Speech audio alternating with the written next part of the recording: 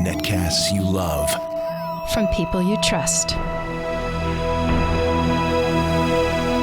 This is Twit. Bandwidth for Ham Nation is provided by CacheFly at CacheFly.com. This episode of Ham Nation is brought to you by DX Engineering. DX Engineering offers practically everything you need to outfit your shack, plus the fastest shipping in the industry. In-stock items ship the same day, Monday through Friday until 10 p.m. Eastern. For more information, visit dxengineering.com/hamnation. And by Icom. For more information, visit icomamerica.com/hamnation.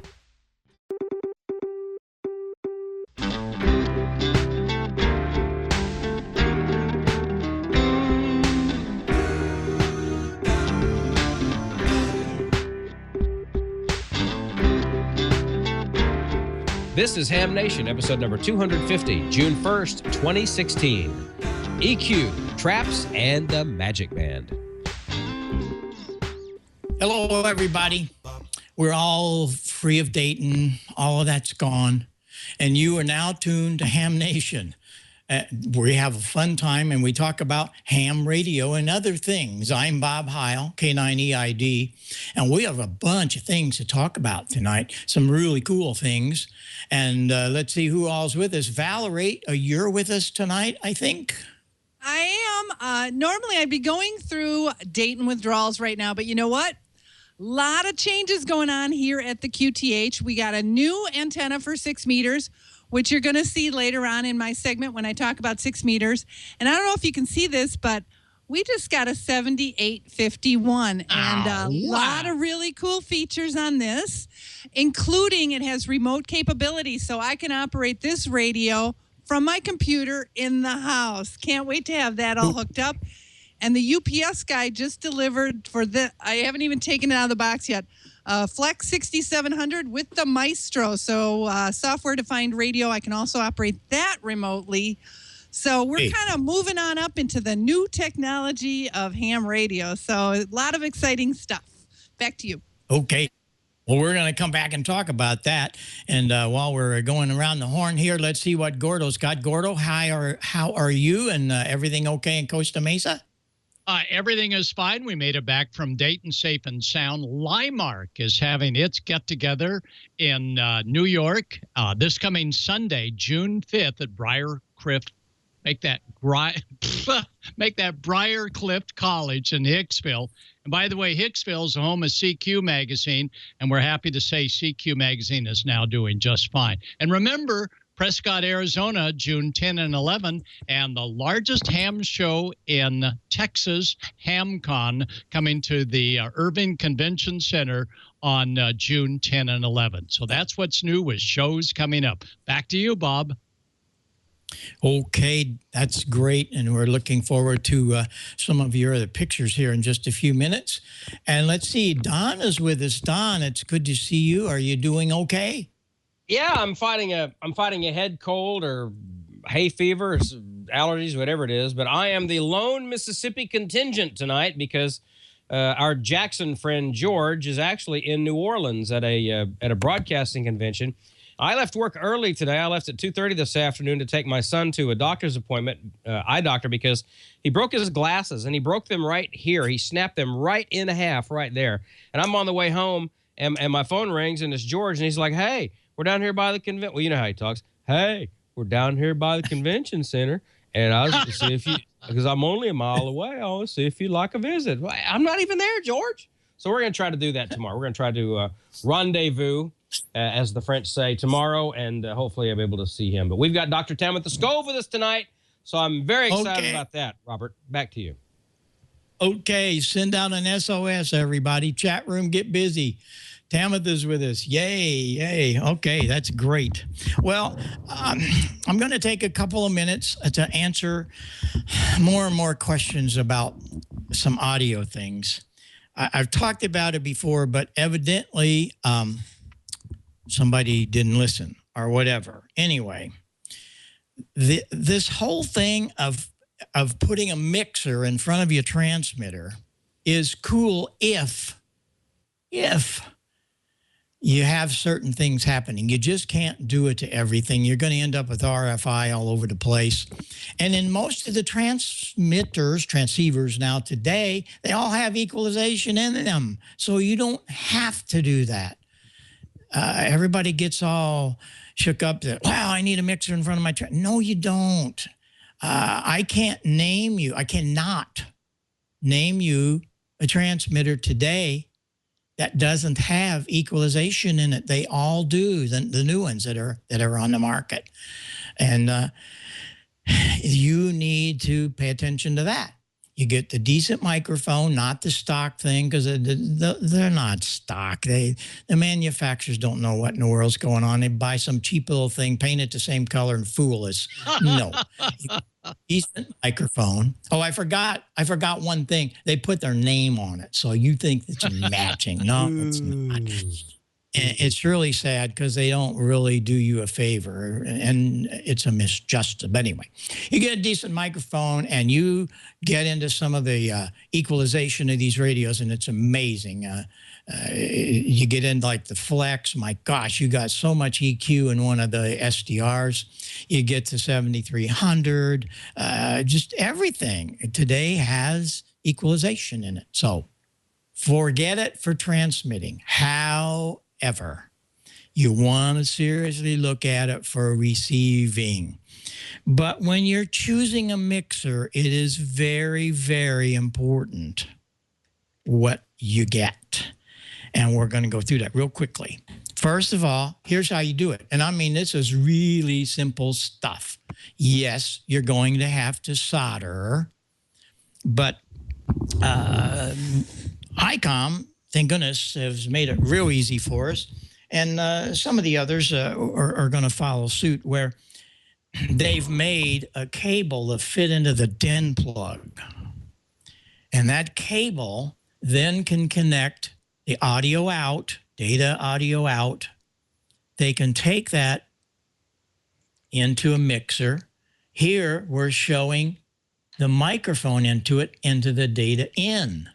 Well, you don't want to do that. That's what you don't want to do. What you want to do is take the data out. And when you take that out, and we've talked about this on the show a lot, when you take that audio out of the transceiver, of course, the receiver side of it, here's what you're going to end up doing. This is really cool stuff. You come out and go to the line in. What's a line in? There's a microphone in and a line in. What's the difference? A microphone in has a preamp for low gain microphones. Microphones are very low gain. And they have a preamp. Well, you can't do that. You're driving maybe a volt into that mixer. So you want to take the line input. That's line level is what that means. Line level's about 1 volt. That's what's coming out of your transceiver or your receiver side. You go into line in, you come out, and you go into one of these powered JBL speakers. And it works so well. I use the Control 2P. There's nothing like it. It's an amazing product. And I bought this last one for $90 on eBay. So look around. You can get, they come in a pair. They have 2 35-watt amps, but you need a powered speaker. And the JBL is very RFI proof. I've never heard or had anybody tell me about RFI. If you do, you got a serious problem. But anyway, that's how you do that.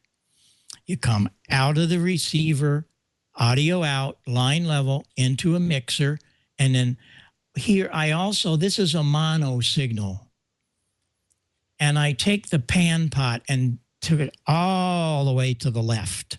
So that takes all that one mono signal and puts it back out into the left output, because we're not stereo, so we don't need the right side.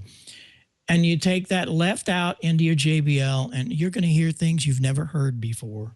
You're going to love it, because now you have the ability to equalize it. Now that's what we want to talk about.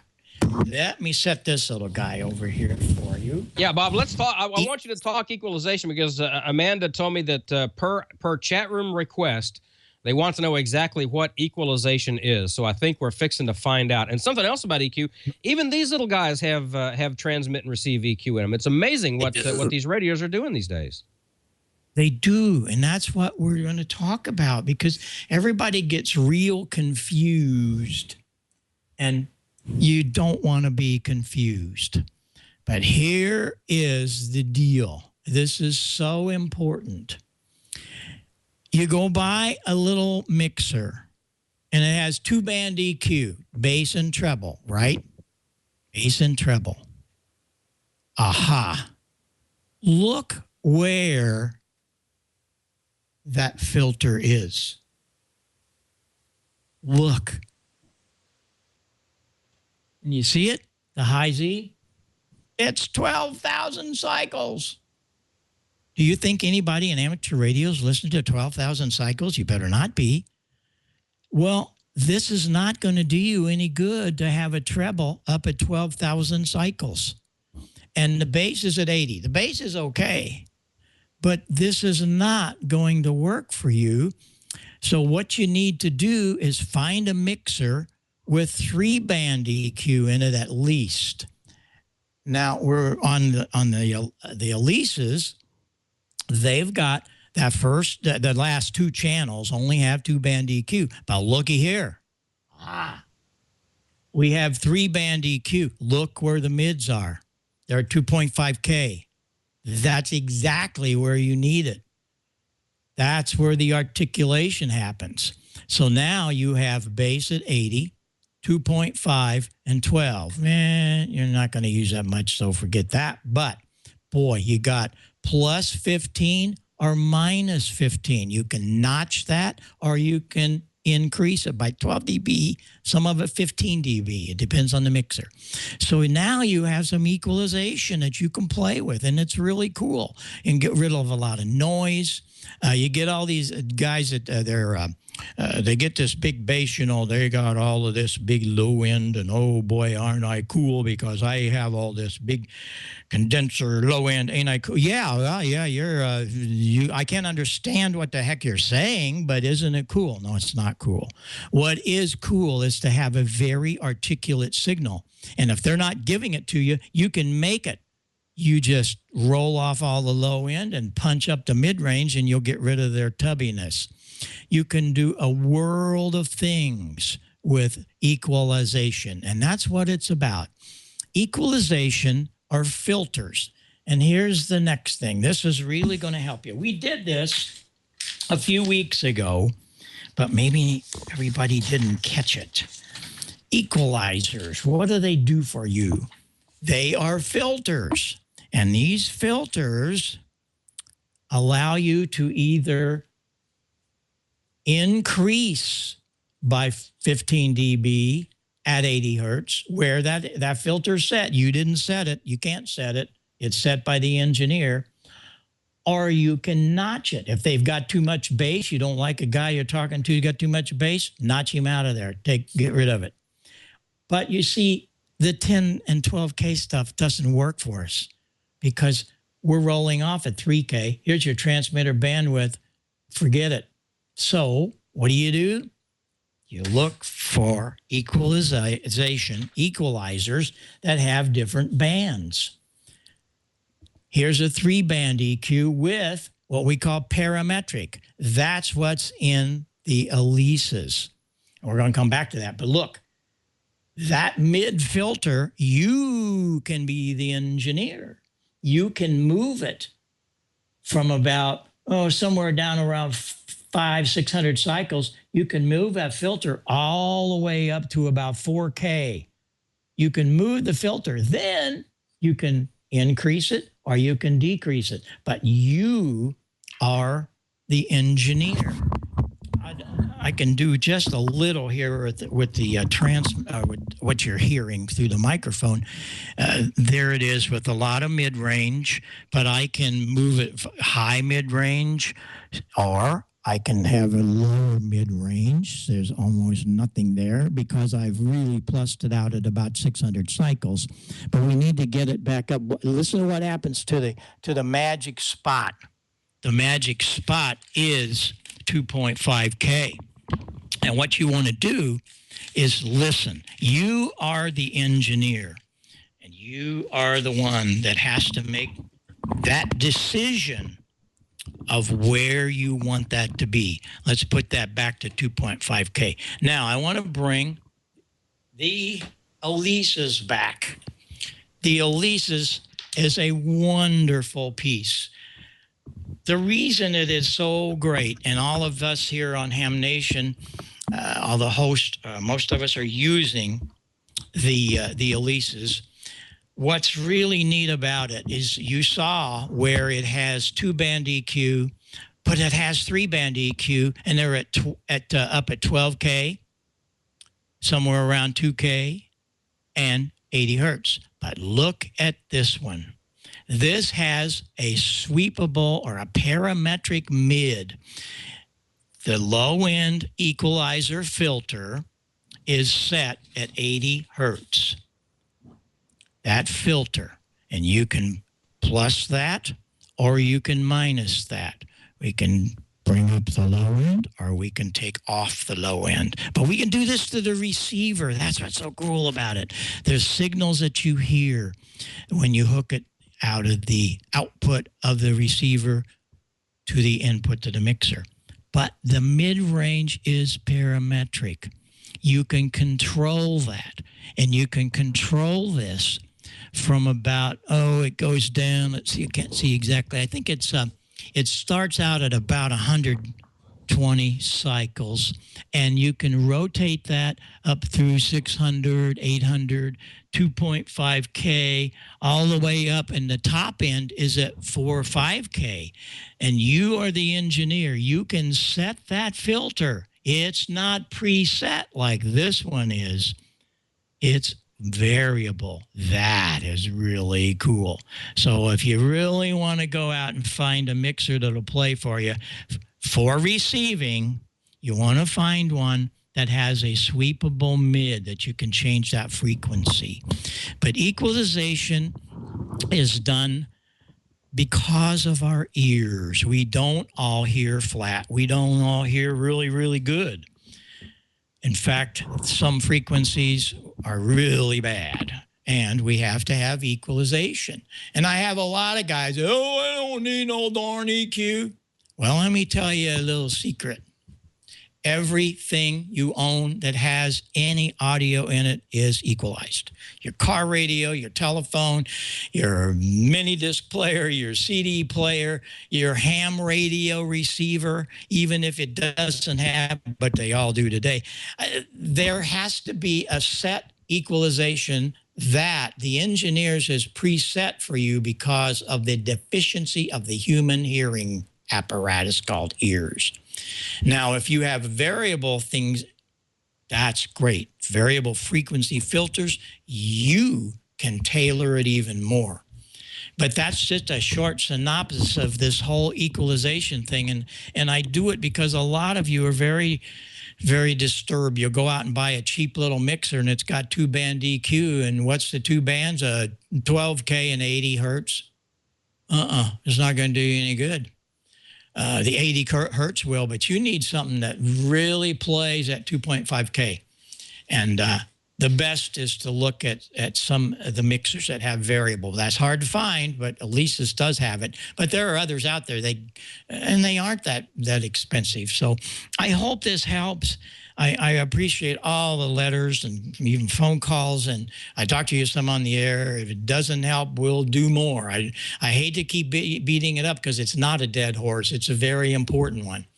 And you need to be paying attention as to how you can make your receiver even better by getting rid of the speakers, and that's another subject. But when you do this, you'll get rid of those amplifiers and all the cheap little speakers and get yourself some really high-quality stuff. for not much more than you paid for your matching speaker. So there you go. Don, did I do good? Don, did you understand that, Don? I give you the South Mississippi greasy thumbprint of approval. And of course, now you know that once you get that beautiful tailored audio into your radio and it does all that stuff in the radio that it does, it's got to go out to the antenna. That's where you need coax cable, and that's where you need DX Engineering quality connectors too on that coax. That's paramount, and connector quality can vary widely between different manufacturers. But at DX Engineering, they treat cable building as an art form, and I can tell you, I've seen it firsthand, and that is absolutely true. Very, very high attention to detail, and it's vital. And why is that? Well, because a faulty or incorrectly prepared coaxial cable can introduce RF interference, like Bob was saying, get into your mixers and everything else, also promote premature cable failure. You don't want that. DX Engineering's coax assemblies are all built using precision machines. The center pins are hand soldered to give you the best connection possible.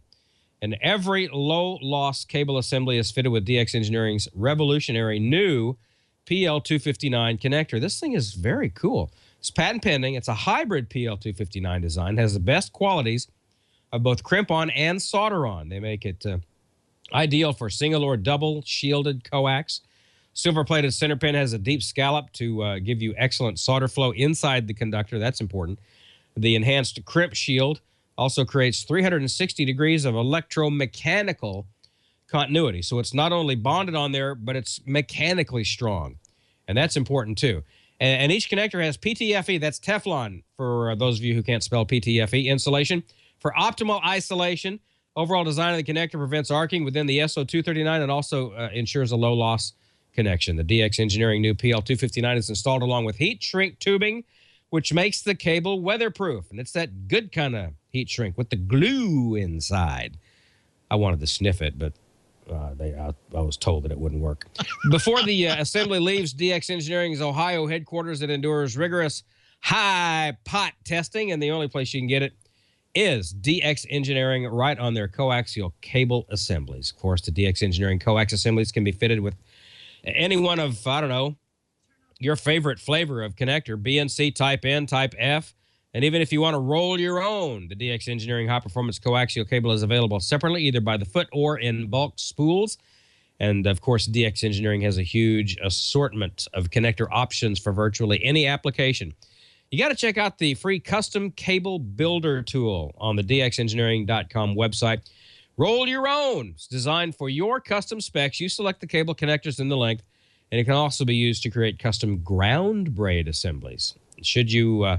you should have received the new DX Engineering Spring-Summer 2016 catalog. If you haven't, go on the dxengineering.com website and sign up to get it for free. Features over 500 new products. You're going to love it. You're going to love DX Engineering. Great people. Just amazing.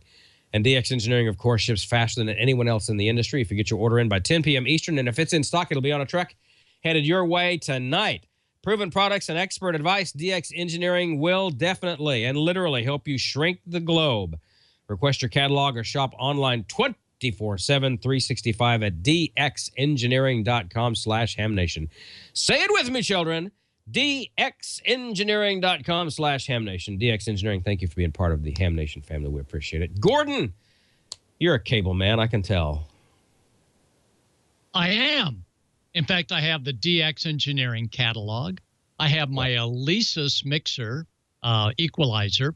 We're rolling. So, Victor, if you don't mind, let's go rolling on the inside of what we saw at Dayton, Ohio Hamvention. Well, first of all, inside, we saw a lot of folks with really strange antennas mounted on their hats, mounted on their heads, mounted, well, I'm telling you, this is what makes Hamfest fun, is when you see all the things that folks do to have a little bit of fun, both inside and outside. And, of course, the heat sink, I haven't quite figured out the heat sink because it wasn't that hot in Dayton, but it was hot, all the great products we saw. So there was one of the hot products, still under glass, probably 6 months out. But the best part of this product was watching the Icom reaction to the Kenwood product that is doing D-Star. And we have that reaction here. Yep, there's Ray in red. There's Phil in blue. And there's gigaparts that are keeping these two fellows separated. But as you can tell, what a great industry we have, folks, that all of the manufacturers get along and work with each other for us, the ham radio operators, wanting something new. And it was there at Dayton. Now, we always see this gentleman, and Dave is sporting a 75 meter, or maybe it's 160 meter HT via military. You sort of laugh until he gives you the unit and you realize that there's a live operator wireless on the other end. I'm not sure what kind of rig they were using, but there you go. Rumors about the HamNation maybe moving to another location. This is not because the HamNation building is falling down. In fact, take a look at this. Look at those hardwood floors, all the lights up and the fixtures are lighting up.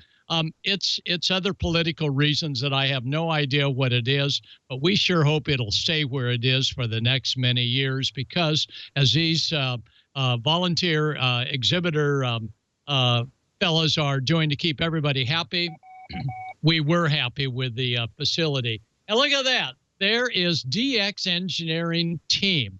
They are one happy group. They're all dressed alike, and they're all talking to customers and giving them the information they need. One of the areas that attracted a lot of kids, much like a maker fair, was robotics. And believe me, when they got these robots going, kids were all at awe at what they saw. And, of course, we're always at awe at the Biofeng 2 meter, 70 centimeter, 4-watt handheld, going for $27.95. This is an okay radio, but only if your club will get it pre-programmed for those new hams that are tempted to buy a $30 radio and then realize that they don't know their local repeaters in their area, being a brand new ham, or they don't know about the cable kits or the offsets or the CTCSS. So if you have a club that is rolling with newcomers and they come in with these $27.95 specials, help them get that radio on the air on your club frequency. Look at this. Boy, talk about getting ready for field day. I won't be here next week working with the U.S. Coast Guard, but I will be here the week afterwards getting you ready for field day. And boy, if you ever needed parts, we've got it here from that manufacturer. And of course, U.S. Towers, they've gone aluminum, not with all of their towers, but these that weigh in about 100 pounds or less. Wow, aluminum towers for U.S. Towers and UPS shippable. And Bieno Power, wow, they were busy the whole time. And if you're looking for a field day backup buffer battery, let me tell you, these batteries mean business. So hope that you have good field day results with that. At field day, many times we're putting up mobile antennas and we're attaching them to a metal frame of whatever to get them up in the air. If you're going to do that, that's fine. Here's a very popular adapter. And this popular adapter does need this little doodad. Don't lose that. That's the insulator to keep that brass area from shorting out. And once you get everything all into place, you think you're rolling. And you are.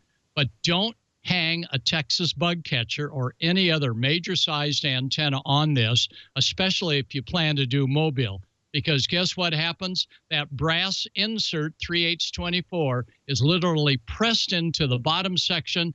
And if you wonder where your outbacker went, I can tell you it blew off at 60 miles an hour, taking that upper section and the brass insert with it. So watch out for that. Now, traps are important, and many of you for field day will be putting up a trap antenna.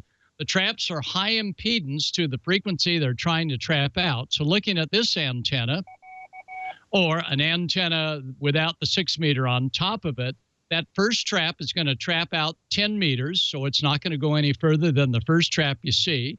The second trap to the left is the 15 meter trap, just a few inches away. That's going to use 10 meters as a coil, and 15 meters it's going to, through an LC network, offer high impedance. And the third trap is 20 meters, and then that's the 40-meter extension. So trap antennas are okay because they offer multi-band operation without having to do an antenna tuner.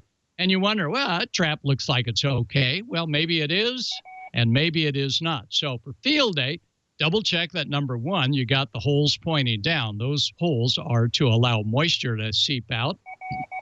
And look at the trap, and where it attaches to the next element, if it looks as bad as this, if you can't separate them, you may want to drill into it with a very small screw to make sure they're making a good electrical connection. Better yet, you would actually, for field day, clean up each of those elements, mark them well, and get ready to see that antenna in action. So what happens inside a trap? Well, if we were to take a trap apart, you'll see that they've got at each end two black little insulation. And that insulation will keep out bugs and stuff.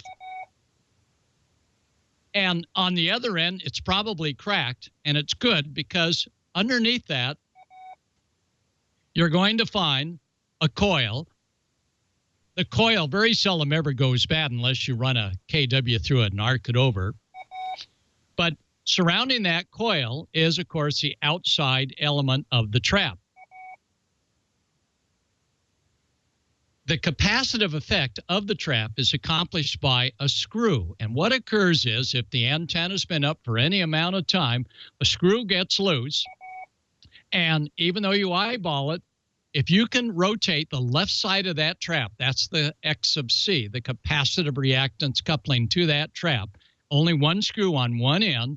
If you can rotate that back and forth, you have likely a trap that needs to be repaired. And the repair is simply cutting away that black cover and tightening up the screw. Wow, that's all there is to it. And that way, that left-hand section will act as the capacitor of it. And there's Bob, and there's Sarah, and they look very happy after Dayton. And it was sure good to be working with them at the Dayton Hamvention. So this weekend or next weekend, when you're working with an antenna for field day, if you can turn the trap like this, where the center is not turning, you've got a loose screw. This little guy right here has got to be tightened up. So I don't want any of you out there at field day with a loose screw. Make sure that if your trap does this, you take off that black little insulator. You don't really need it. You don't really need it. Tighten up the screw, and you're ready to roll. So that's my story, and I hope to see you all in 2 weeks. Next week, I'll be with the Coast Guard, but we'll see you in 2 weeks. So back to the net. WB6NOA, hear you on 40 meters tonight. All right. Good stuff, Gordon. Good stuff. I think it's time to get a message now from our friends over at Icom. Calling all stations. The most popular on-air event is here. Field Day, June 25th and 26th. Make sure your Icom equipment is ready for action. Limited space? No problem. The IC7100 base station is a great compact D-Star option. Angled control head and touchscreen for quick, intuitive operation, large internal speaker for clear digital audio, and it's perfect for multi-bands and all-mode communications. Be one of the first to experience how Icom is changing the way receivers are being designed with Icom's new IC7300. It will exceed expectations. RF direct sampling, 15 discrete bandpass filters, large 4.3-inch color touchscreen, real-time spectrum scope, and SD memory card slot. The sky's no limit with IC9100, the versatile all-around transceiver, multi-band, multi-mode, independent dual receivers, satellite mode operation, optional D-Star DV mode with the UT121, and USB connector for PC control. Visit ICOMAmerica.com/amateur for more information on Icom's radios. And also, you want to visit ICOMAmerica.com/HamNation for official rules. Check out all the drawing winners. And speaking of drawing winners, you go to ICOMAmerica.com and you enter the weekly drawing for swag like T-shirts and hats. and all the other monthly grand prize drawings for a free radio. As a matter of fact, May, we gave away a free radio. We gave away an ID 880H to Stephen, KG7QOO. He just got a new ID 880H. So what, Mr. Mississippi, do you suspect will be the radio of choice for June? I can show you. I got it in my hand. Well, part of it. It's this right here. Look at that. Oh, my. That is the ID 5100A. It's all set up on my DV Mega system right now for D-Star. 2 meter, 440, 50 watts, both bands, I believe, has GPS and D-Star in here. Touch screen.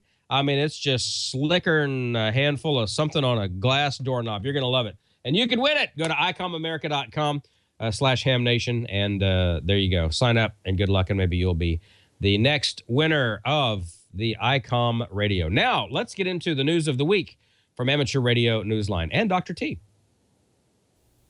From Amateur Radio Newsline Report, number 2013, these are the Ham Nation headlines for Wednesday, June 1st, 2016. The big news of the week is, of course, another year of the Dayton Hamvention. Our man on the scene, Stephen Canford, N8WB, roamed the hallowed halls of Hera with microphone in hand. Of course, there's way too much to bring you here in the headlines, so please check out the full report in this week's Amateur Radio Newsline. There's a new kind of radio patch you won't find in any catalog. Amateur Radio Newsline's Neil Rapp, WB9 VPG. Patches are nothing new to seasoned hams, but there's a new kind of patch in the works that breaks entirely new ground for Girl Scouts. That's right, Girl Scouts. In an announcement at the Instructors Forum at the Dayton Hamvention on Friday, May 20th, Maria Lisandru, KD9BUS, described the new patch in progress, a joint effort between the ARRL and 2 Girl Scout troops. It's called the Radio and Wireless Technology Patch, and the program behind it includes a curriculum for Girl Scouts at all levels. Local clubs are encouraged to work with Girl Scouts and help them along. No, the patch is not a copy of the Boy Scout Merit Badge, but it has merit in other ways. It offers similar experiences and goals and kindles an interest in science, technology, engineering, and math subjects, and hopefully later careers. The patch has been a long time coming and only recently met final approval. Deborah Johnson, K1DMJ, is the contact person for this patch at the League. You can find the information on the ARRL website or email djohnson@arrl.org. Reporting for Amateur Radio Newsline, I'm Neil Rapp, WB9 VPG in Bloomington, Indiana. In Britain, a radio relic from the Second World War has not just come out of the shadows, but it's got special protections. Here's Amateur Radio Newsline's Jeremy Boot, G4NJH. Whilst most radio operators are proud of the rigs and other equipment displayed proudly in their shacks, there's one wireless station just outside Norwich in the UK that from the very start operated in obscurity, its access hidden behind a fake bookcase. The station also had to have a nearby escape tunnel. Clearly this was not a typical radio shack, nor was it meant to be shared or even discovered, at least not during World War II. Keeping it hidden was the whole point when it was set up for operation in 1940 by Winston Churchill. Civilian volunteers were dispatched there to transmit and receive messages for the army, trading information to help ward off an invasion from Germany. The station, which finally came to public light in 2012, was recently granted heritage protection by Historic England, a public organisation that helps preserve the nation's historic buildings and other important entities. This station, one of many set up by Churchill to monitor potential invasion, is known as the Pine Bank Station. Located at Thorpe St Andrews near Norwich, it's now among 3 underground wireless stations similarly protected, the others being Hare Warren Control Station in Wiltshire and a Second World War Zero station at Heffelaw in Northumberland. But perhaps best of all, the station with its good works is now not only treasured, but needn't be a secret treasure anymore. For Amateur Radio Newsline, I'm Jeremy Bucci, 4NGH in Nottingham in the UK. Finally, another reminder that the nominating period for the Bill Pasternak Young Ham of the Year Award is drawing to a close soon. You have 4 more weeks to nominate a deserving young radio amateur. Nominations close at midnight, June 30th. More info and the nominating form can be found on the Newsline website under the YHOTY tab. And that's all from the Amateur Radio Newsline, your independent source for amateur radio news for over 38 years and counting at www.arnewsline.org. With Neil Rapp, WB9VPG, Jeremy Boot, G4NJH, Karen Eve Murray, KD2GUT at the news desk in New York, and our news team worldwide. I'm Don Wilbanks, AE5DW. 73. We'll see you next time here on Ham Nation. And now, here is the solar update with Dr. Tamitha Skov. We have some fast solar wind that could be on its way to give us a solar storm in a couple days, and a snake-like filament teases us on the surface of the sun. Those stories and more in the news this week. Although the sun has been pretty quiet as of late, we do have some good news on the horizon. We have this coronal hole that's going to be rotating into the Earth strike zone here in the next few days, and it could launch a solar storm that could give us some fast wind and maybe some disturbance, maybe even some aurora right around the 3rd and the 4th. But we also been watching this snake-like filament here that's just kind of inching and inching and inching and just teasing us with the idea that it might actually lift off and join the fray. So who knows, maybe in the 3rd or the 4th, we could see some decent solar storm from a combination of the two. Switching to our M-flare threat meter, you can see we have been very, very quiet for quite some time. We're popping a few flares here and there, but they're only about C-class flares, and the solar flux remains low, so propagation continues to be an issue. We are getting a little bit more flux coming onto the east limb now, but I don't know if it's going to be enough to really bump up propagation, so we're still kind of struggling. Switching to our solar storm conditions and aurora possibilities over the coming week, we are anticipating that high-speed stream that should hit us starting late around the 3rd and into the 4th. NOAA right now is only expecting unsettled conditions with about a 35% chance of a major storm at high latitudes. At mid-latitudes, the conditions are a little bit quieter with only about a 10 to 20% chance of a storm at mid-latitudes, and that should continue into the 4th and maybe even into the 5th before things die down. But after that, things should quiet down and we should be in the clear. Switching to your solar flare and particle radiation storm outlook over the coming week, as far as flares are concerned, everything is in the green. We only have a couple active regions on the solar disk right now, and they're really not M-flare contenders, so we don't have any issues there. Like I said, we're just popping off a few C-class flares, but the problem with that, of course, comes with the solar flux. It's incredibly low right now, which means propagation for you amateur radio guys is just not so good, and it's going to continue to be that way. Now, we do have that solar wind, the fast solar wind that should kind of amp things up a little bit, but I'm not sure it's going to help propagation all that much. So the space weather continues to be a bit on the quiet side. Now, we do have the chance for that solar storm starting late on the 3rd and into the 4th, maybe even into the 5th if that teasing filament does lift off and send something our way. But meanwhile, that's only good news for the aurora photographers. You amateur radio operators, you're probably not going to like conditions all that much. We don't have very much flux. We have very little activity on the sun right now, so solar flux is continuing to stay low. There's any big flares going off. So it's just kind of making propagation be kind of frustrating right now. And with that solar storm coming, that could make things a little bit worse if the field points the wrong way. So unfortunately, I don't have a lot of good news for you guys this week. Just kind of hang in there and let's hope space weather improves for you. I'm Tamitha Skov. Thank you for watching. How nice to have Dr. T back with us. Thanks a lot, Dr. T. We always appreciate the reports. And look at this. Is something flying around here? That's a termite. The Formosan termites are swarming. Dude, you would not believe. You go outside and it's like, oh my God, look, where'd he go? I'm trying to catch him. As soon as I touch him, his wings will fall off. But it's the kings and queens swarm this time of year, and you go outside and literally it is a ball of activity about, I don't know, 6 or 7 feet wide, just a ball of termites swarming around every street light and every porch light. And it lasts about, I don't know, a couple of hours, and then it goes away. And it's like 3 weeks out of the year, and they're swarming. And then the worst part is I find them in the toilet because they're looking for water, and there'll be like 30 or 40 of them floating in the bowl. It's like, oh, they skeeve you out. I hate these things. But, oh, well, Formosan termites. But I digress. I bet they don't have Formosan termites up where Valerie is. Valerie is way up in the Great White North up there. Probably not. Val, do they? No, I've never seen a termite, so that's probably a good thing. I can send you several billion. Yeah, and I saw that thing of the snake in that guy's toilet bowl. That freaked me out.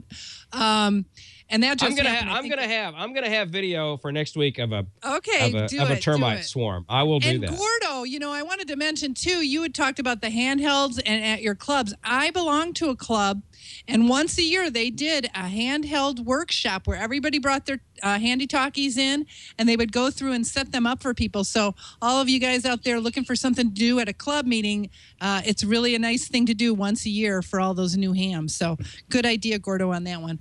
Well, right now we're in June, and June and July are the best time of the year for 6 meters. Now, you can pretty much use any radio you want for 6 meters. And here's a look at my new one. I actually showed a picture of a vintage radio that Bob Heil has in his shack. Now, I know you have a couple more vintage 6 meter radios, right, Bob? Well, this is the one that we used for so many years. And this was called the Heathkit Lunchbox, because it looks like a lunchbox. This is a beautiful little box that works 6 meters. It's a regen receiver. Amazing, amazing, amazing. You just tune this little baby up. You don't know where you are. Somewhere you'll hear somebody in there, and it's got a transmit switch and a microphone input, and that's it. I think it ran about 5 watts. The Heathkit 6er, and I worked thousands of stations during my years on that. But here was the next dog. This was the real kicker. This was the Gonset communicator. Marvelous, marvelous piece. It has a 2E26 in it, runs about 30 watts, and a receiver and transmitter, of course, and it's just wonderful. Now, it came with an antenna that's screwed on the top. And I think I've mentioned this before. In fact, I know I did, because it's my best contact ever. I came home from high school about 1958 or so, and I listened for just a second on that Gonset communicator. It comes with a 54-inch whip, like your old car radio, you know, that slid up and down. And I would talk to my friend George Crowder, who got me into ham radio. I'm going to get to see George in a couple of weeks, K9DTQ. He's the guy that got me into ham radio. And that was our intercom for maybe a mile away. But anyway, I listened, and I'm hearing all these DX stations coming in. One of them was CO2ZX. Now, I didn't pay attention, as a lot of times I don't pay attention once in a while. I called him with that communicator and that whip, but I thought I had it hooked to my beam, and he came back. CO2ZX was in Havana, Cuba, and I worked him. Wow. When I finished contact, I looked up, and wait a minute, I had my little 54-inch whip on top of that communicator from Marissa, Illinois to Cuba, with my trusty little Gonset communicator. K0RWU in St. Louis is the king. He restores all these, and he did a restoration and put a fan on the back because they run real hot. That was the beginning of 6 meters for many of us.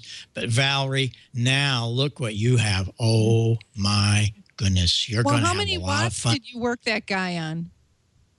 How many watts did you work that guy on? Something like that. All right. See, you don't need a lot of power. Well, I have a video here that's going to show you guys all about 6 meters. So if you go ahead and roll that, Victor, for me, that'd be great. Now that June is upon us, it's time to talk about 6 meters, the magic band. Why is it so magical? One of the reasons is sporadic E. This is an unusual form of radio propagation because it uses characteristics of the Earth's ionosphere. Most propagation is dictated by the ionospheres of the F region, plus normal cyclical propagation. What sporadic E does is bounce signals off smaller clouds, as they're called, of ionized atmospheric gas in the lower E region. Now, these clouds are only about 55 to 100 miles up, which makes these openings very interesting. You could work a guy in New Mexico and not hear the guy next door in Texas. Or with a double hop or triple hop, you can actually work into Europe or Africa from the Midwest. You can also work the F2 region. That layer can also propagate VHF signals several thousands of miles. This F2 layer is the highest reflecting layer at the very top of that on your screen there, about 200 miles up. Now, when sunspot activity is high, the F2 layer can become intensely ionized due to radiation from the sun.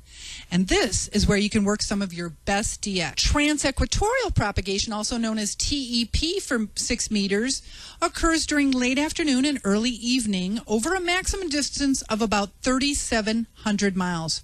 What happens, they believe, is a high electron concentration is found on each side of the magnetic equator, usually between 10 to 20 degrees latitude. Tropospheric ducting is where propagated signals travel in part of the atmosphere in a warm, high-pressure system. This is most prevalent during the summer and fall months. Now, scatter is where your radio signal will intersect with another radio signal, and where they intersect, usually only about 6 miles up, is where you have scatter and you can work each other. Now, with meteor scatter, you're bouncing off the ionized trail left behind the meteor. If you ever hear that guy out there for like 2 seconds, as clear as can be, and then he's gone, you're both working off the same ionized trail of the meteor. So who can play on 6 meters? Extra class, general class, and yes, technicians. You can play on there as well. Now here's a look at the ARRL's band plan for 6 meters. You can see it takes up a lot of space. There's a lot of room out there. But what you're really going to want to focus on is the beacons, the DX window, and the North American calling frequency. There's even a spot for the digital modes when working meteor scatter or moonbounds. Which leads me to what can you do on 6? Well, you can do it all. Sideband, CW, digital. And if you're really adventurous, you can do moonbounds. Now, you're also going to need specialized software in order to do this, and you can also, feeling adventurous, do a little meteor scatter, and that's where you're bouncing off the ionized trail of the meteors, and you're going to need specialized software to do this as well. And I'll show you where you can get those links towards the end. Now, what do you need to get started or want? Well, obviously you're going to need a radio, but most radios today actually come with 6 meters. Or if you're into the vintage, you can get what Bob Heil had. He had a 1956 Harvey Wells. He was one of the first 10 sideband operators on 6 meters and actually worked all states back in the early 60s on 6 meters. But according to Bob, that band was open 24/7 back in 1963. What else are you going to need? Well, you're going to need an antenna. Now, here's a few antennas that I found that are relatively inexpensive. They're all under $150, depending on what you want to get. You can go online and shop around. Plenty of reviews and things out there, but DX Engineering is a good source. If you want to go to the extreme, like Jerry likes to go, you could get this Innov antenna, Force 12. It's 10 elements on a 60-foot boom, and we got it 78 feet in the air. And what else are you going to need or want? Well, you might want some extra power. You don't necessarily need it. Jerry and I, we use an Icom 1500. It does high power for our HF bands as well as 6 meters. But if you're going to do the moon bounce or the meteor scatter, you're going to need special software. And here are just a few sites that are great when it comes to 6 meters. Whiskey 7GJ, he's got a great resource there. He's got how to do moon bounce. He's got all kinds of tools. Basic operating procedures, a lot of stuff you need to know if you want to do EME, which stands for Earth to Moon to Earth, or it's commonly known as moon bounce. Another great resource is Whiskey Sierra Juliet Tango, which is WSJT. Now that stands for Joe Taylor. He is the Nobel Peace Laureate. He invented JT65 as well as JT6M, which is for 6 meters. A lot of great downloads and software you'll want or need when you're running moon bounce or meteor scatter. So you've got your radio, your antenna, and your software. So what's the exchange outside of a contest?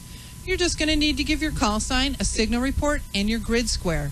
Now, if you're working at the expedition, you don't need to give them your grid square. That slows them down. So, for example, WB9Z, this is NV9L, you are 59 into Echo November 60.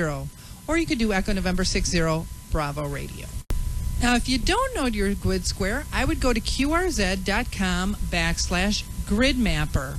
What's cool about this, you don't need to know your latitude and longitude. A map will pop up. You can zoom out or zoom in until you can find where you live, and just keep zooming in until it's on your house. If you click it, a box will show up and it'll give you your 6-digit grid square. On top of that, it also is going to show little red dots of other licensed hams in that same grid square. So So that's kind of cool. Something else you might want to do before you make your first contacts on 6 meters is go ahead and print up some maps to have in front of you. I like to go to callsignsoftware.com. They have the worldwide map. It just gives the 2-digit letter prefix and print that off so you know where they're calling from. And Icom has a great U.S. grid square map, ARRL does as well, which gives full details of the 4-digit prefixes. So you're all ready to go? But you don't know if 6 is open. Well, what's the best way to tell? Beacons are a great way to tell. They're at 50.0, usually through 50.75. And I love this for the beacon list. It's a great site. And if you mouse over any of those little red locators, it's going to give you all the information on the frequency and where that beacon's located. Another place you can tell if 6 is open is spotting networks. Rather than the cluster, you can go to DX Maps. That's going to give you show 6 meter QSOs made and where they're made on that map. It's a little clunky, so I prefer to use N3TUQ. Now they have it for 2 meters. They also have it for 10 meters. Obviously, we're going to show you 6 meters. And if you look at the bottom screen, it's going to tell you how many QSOs an hour were being made on that band. And you can zoom in, click on any of those little people there, and it's going to give you the full information on that contact, what grid squares they're calling to and from. So nice, great resource. Another one I like to go to is ON4KST. And this is sort of the chat room. Now, when you go in here, we're going to go into the IARU for 50 megahertz region 2. If you don't know what region you are, here's a region map. Now, region 2 is all of North America, Greenland, and South America. Now, when you come in here, you're going to need to either register. If you've never registered, it's free, and then log in. And once you log in, you're going to see the regular spots from the cluster over there in the middle column. And in the left column is all the chatter going on about 6 meters.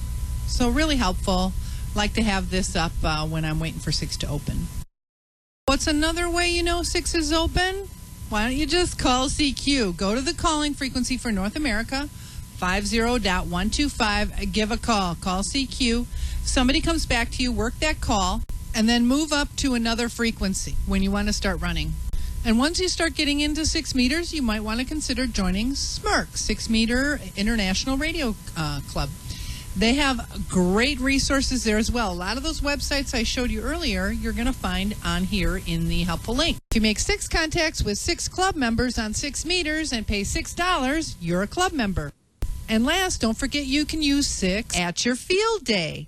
And guess what? It's a free station. And what do I mean by free? Well, at field day, if you're a Class A entry, you can have that free go-to station, but you can also have another free station if it's 50 megahertz or up. So now that it's the season, I would recommend you get out there on 6 meters. Now, here's my Icom grid square map. We actually have a tape to quarter round, so we can just hang it. I don't know if you can see it, and it'll just hang there nicely, and I can always see what's going on. But and that's it for 6 meters. As far as contesting goes, we have the Alabama QSO party this weekend. And next weekend, June VHF, so you can get out there and play on 6 meters. And then, of course, we have field day coming up. And I also wanted to send out a congratulations at Dayton this year. The VP8 SGI and VP8 STI, they won the Expedition of the Year. So congratulations to Paul Ewing, Dave Collingham, and the rest of the team that went to South Georgia and South Sandwich. So that's all I've got for this week. So I'm going to head it over to Amanda. What's going on in the chat room, Amanda? Hey, plenty actually, Val, and a couple of questions for you. So with your new 6 meter antenna, have you made lots of contacts? What's your most, what's your best so far? Your furthest, you know, all that good stuff. It was only open over the weekend. Over the weekend, I worked, I worked into Echo Mike 20, Echo Mike 00, Echo Mike 22, Echo Mike 10. So it was like Texas, Louisiana area down here. Very nice. If you can see that. Yep. So, you know, you're stuck with whatever's open. I haven't beamed it at Europe, hoping for this triple hop to get to Europe or Africa. But right now, just working on getting all my grid squares in the log. Very good. And one other question. you guys are going to be working the VHF contest, right? That's correct. Okay, what's the call sign? Is it going to be under your call sign? Is that what we should listen for? I don't know. Are we using mine? We're going to use mine. Okay, that's so I get to answer all the QSL cards. That's why he does it. He's thinking. Very good, Jerry. Way to go. Hey, that looked like a lot of work, though, getting that antenna up there. So good job, you guys. It looks like it's going to be fun. And one other question on 6 meters. I don't know if you can answer this or not. We're using social media and all this stuff now. Is it okay for us to use things like Facebook to spot us on where we're at frequency-wise during the VHF contest? Not in a contest. You're not allowed to self-spot yot. You know, I kind of had a conversation with them because now with reverse beacon networks and things like that, you're automatically self-spotting on RIDI and CW. The minute you call CQ, it spots you automatically. So I'd like to see a rule change in that where you can self-spot for sideband, but and not at this time, no self-spotting. But I do notice a lot of people, just for calling CQ, are using Twitter a lot. I'm in my Twitter, I see a lot of people in the feed letting me know when and where they're at on Twitter, but not during a contest. Okay, good to know. So you guys, if you're trying to play by the rules and not spotting your club or your contest group, do not use social media. Yeah, well, you can spot your friends. I mean, the more people you spot, the more chance they'll spot you. It's sort of a, golden rule thing. So I try and spot a lot of people when I'm in a contest, and I hope that they reciprocate. Okay, that sounds good. And the next question, Gordo, this is for you. Marty wanted to know, that's 80PO, what usually builds up and needs cleaning in those traps that you were showing us? Well, what occurs inside the traps is that if you don't have the solid covers on, they will get all sorts of bugs and varmints inside. But probably the biggest thing that causes a trap to go bad is simply it gets loose. And that outside X sub C, that's a capacitive reactance from here. This trap is grounded here, but it is open at this end. And if that screw gets loose, you then lose the contact of that resonant circuit. So you do not have a good trap. But you're right. It's good to keep the covers on the trap, Amanda, because all sorts of varmints will fly in there and nest. And when you transmit, you'll probably burn their little butts up, and that could cause one of the coils to short out. Not good. I agree. And Jeff and I just, tore apart an A4S that was given to us over in December. And we tore apart all the traps. Where did we do it? In our living room floor, on the carpet. That was great. You guys, don't ever do that. It was a mess.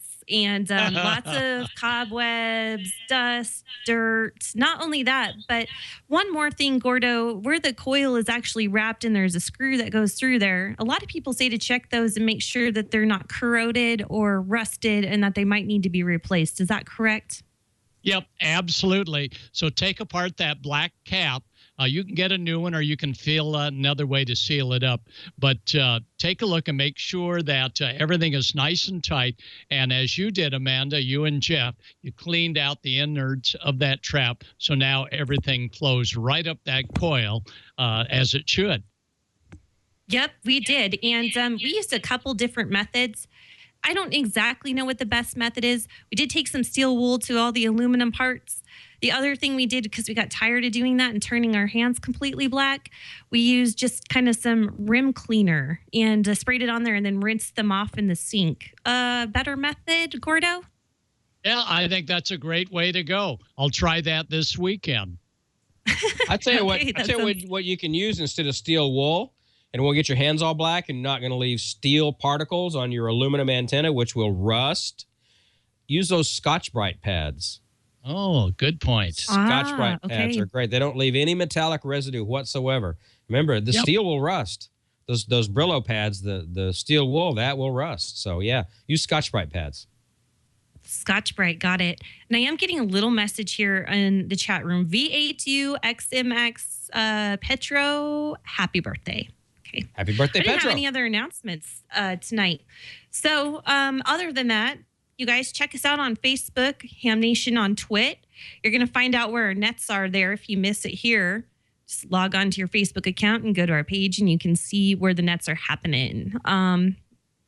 Let's see. Right now, I've heard of about 14,282 for the 20-meter net. Haven't seen anything so far for the 40-meter net. Don, you got anything? No, but Eric told me he's probably going to be manning it by himself. So I would go and cruise through the normal 40-meter net frequency. Where are they normally? I never have time to do the nets. Lately, they've on 40 meters, they've been around 7180 is where they've been shacking up. Other than that, that's where I would start and then listen up and down from there. Yep. And of course, let's not forget the digital nets. We've got Echolink on the Star Dewdrop in Star. That's node 355800, and D-Star is on 14 Charlie. So go by and hit all the nets if you can. It's always fun. Yes, let's hit all the nets. Hey, you guys, that's all I have for tonight. I'm sorry, I was looking over here at chat, and all of a sudden I see my picture come up. I'm like, oh, am I supposed to have something brilliant to say? Your hair is lovely. So your hair is lovely. I was going for a Stevie Nicks kind of look tonight. I like it. Val's, undid it. Now it's all, it's here. Val's hair is lovely.